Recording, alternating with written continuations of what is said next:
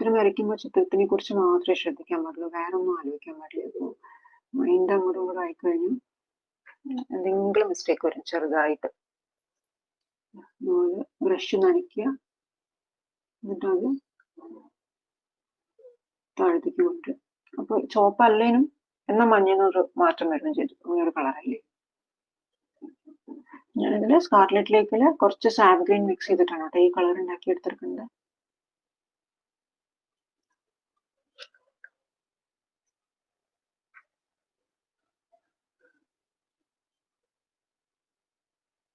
ഒന്നുകൂടി അളവൊക്കെ എടുത്തിട്ടാണ് വരയ്ക്കണമെന്ന് വിചാരിക്കും. ഓരോ ഇത് 5 സെന്റിമീറ്റർ ആണ്, ഇത് 3 സെന്റിമീറ്റർ ആണ്, അങ്ങനെ ഓരോ ഗ്യാപ്പ് ഇട്ട് വരയ്ക്കണം. എന്നിട്ട് ഇടയിലൊക്കെ ഓരോ ഇതിനെല്ലാം ഇടയിൽ ഡോട്ട് ഇട്ട് വരച്ച് നമ്മൾ ജോയിൻ ചെയ്തെടുക്കുകയാണെങ്കിൽ